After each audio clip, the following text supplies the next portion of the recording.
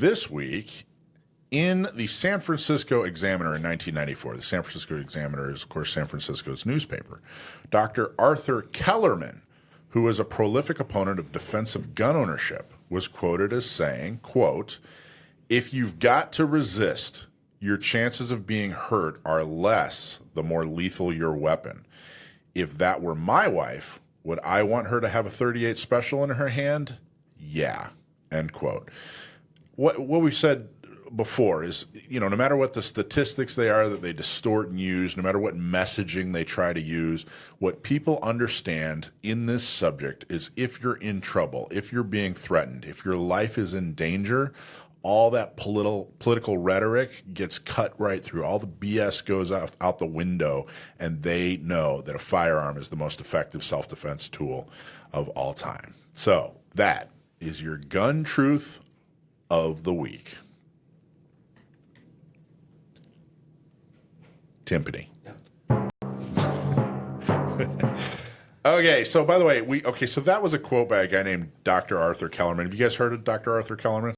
I had not, but I just looked him up, and at the time of that quote, he was 40 years old. He's 40 years old. He was. Yeah, and he is, I looked him up too. I hadn't heard of him either, but I got to tell you, he's somebody that Second Amendment folks should know about because he doesn't agree with you at all.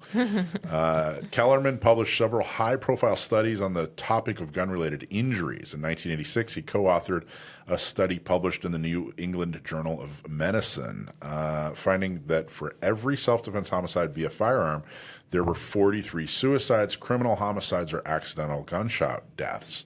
Now, this part's really interesting.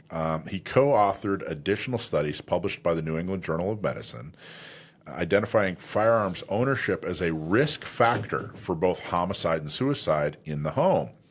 Gary Kleck. Now, Gary Kleck is someone that we have heard of. He's a criminologist out of Florida State, and he's done a ton of research. And he's very neutral. He just kind of throws it right down the center of the plate.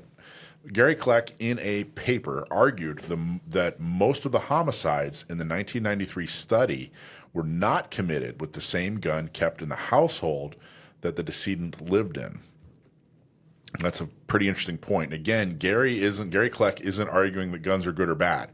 What he's arguing is that Dr. Kellerman used statistics to try to fool you, and the way that the way in which he used statistics is dishonest. It's wrong. Kellerman responded that the mechanism behind the observed effect needed not result from the same gun kept in the household, but by the decedents having used these guns in failed self-defense. Total bogus, totally BS. This is clearly somebody, he's a physician, he's a medical doctor, and they learn how to research, and he used his ability to research to accentuate his political beliefs is really what happened, because what he was saying is completely and totally misleading. And then he doubled down on it and said, I don't care, was basically his response. Like, hey, look, it doesn't have to matter. It doesn't have to be connected. I'm just going to say it. So that's who Kellerman is. Yeah, I think it's really interesting that it's saying the firearm ownership itself is the risk factor. It's like, but we just found out that the ownership didn't matter. Right. The ownership had nothing to do with it. These people were using other people's guns in these homicides. Very funny. Yeah, it is. Anyway, that's Kellerman. Check him out, Dr. Arthur Kellerman. He's still pretty active, but he was definitely a lot more active in the 90s and the 2000s. And like I said, if you're pro-Second Amendment, you got to know what the other side's saying about you and about what you cherish. Hey, thanks for watching Gun Owners Radio. I hope you loved that clip. Don't forget to like, subscribe, comment, and follow us on social media. And check out our website at gunownersradio.com.